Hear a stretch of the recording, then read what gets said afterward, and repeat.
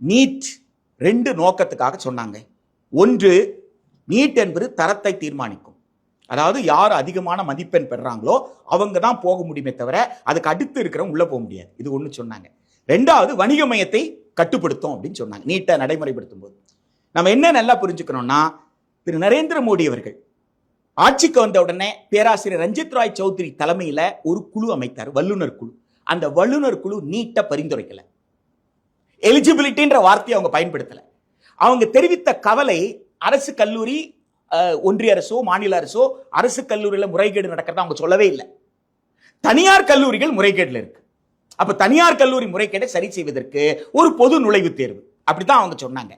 இந்த அறிக்கையை கொண்டு போய் நாடாளுமன்ற நிலைக்குழு கொடுத்தாங்க. பாஜகவை சார்ந்த உறுப்பினர்கள் தான் பாதி பேர் அதில் இருந்தாங்க. அந்த குழு என்ன சொல்லிச்சுன்னா, எலிஜிபிலிட்டி சொல்லல, நீட் சொல்லல. அவங்க கூட காமன் மெடிக்கல் என்ட்ரன்ஸ் டெஸ்ட் தான் எந்த மாநிலங்கள் விரும்பலையோ அந்த மாநிலங்களை விலக்கி வைத்து. அவங்க கூட என்ன சொன்னாங்கன்னா, 50 லட்சம் ரூபாய் கட்டணும், இந்த வார்த்தையை பயன்படுத்தி இருக்காங்க. அந்த 92வது நிலைக்குழு அறிக்கை 2016 மார்ச் 8 நாடாளுமன்றத்தில் 2 அவையிலும் தாக்கல் செய்யப்பட்டது. 50 லட்சம் ரூபாய் எப்படி கட்டி படிப்பாங்க? எனவே இதை தடுக்கணும் அப்படி நினைச்சு பாருங்க. 50 லட்சம் ரூபாவும் பெரிய விஷயமாக எப்ப பார்த்திருக்காங்க? 2016 பார்த்திருக்காங்க. இந்த 2 ஆவணத்தை தான் உச்சநீதிமன்றத்தில் கொடுத்தாங்க. எனவே உச்சநீதிமன்றம் தானாக நீட்டுன்னு சொல்லவே இல்லை. இந்த ஆவணத்தை கொடுத்த உடனே சரி நீங்க முயற்சி எடுக்கிறேன்னு சொல்றீங்களே, நீங்க எடுங்க.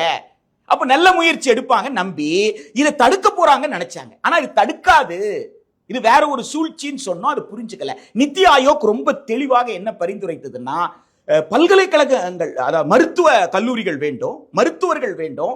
அரசாங்கத்தால் மருத்துவ கல்லூரியை திறக்க முடியாது, அதனால் தனியார் தான் திறப்பாங்க. தனியார் திறக்கும் பொழுது கட்டணத்தை கட்டுப்படுத்தாதீங்கன்னு சொன்னாங்க நித்தி ஆயோக். பிளானிங் கமிஷன் இருந்தா அது சொல்லியிருக்காது, ஆனா நித்தி ஆயோக் அது சொன்னாங்க. இப்ப கட்டுப்படுத்தாத அப்படின்னு சொன்னதுக்கு அப்புறம் பெரிய பிரச்சனை வந்ததுக்கு அப்புறம் நேஷனல் மெடிக்கல் கமிஷன் ஆக்ட்ல 50% கட்டுப்படுத்துறோம் அப்படின்னு சொல்லி சொன்னாங்க. இப்ப என்ன நடக்குதுன்னு கேட்டீங்கன்னா, நீட்டுக்கு முன்னாடி அரசு கல்லூரிகள் இடங்கள்ல வரிசைப்படி நடந்துரும், முறைகேடு எதுவும் கிடையாது.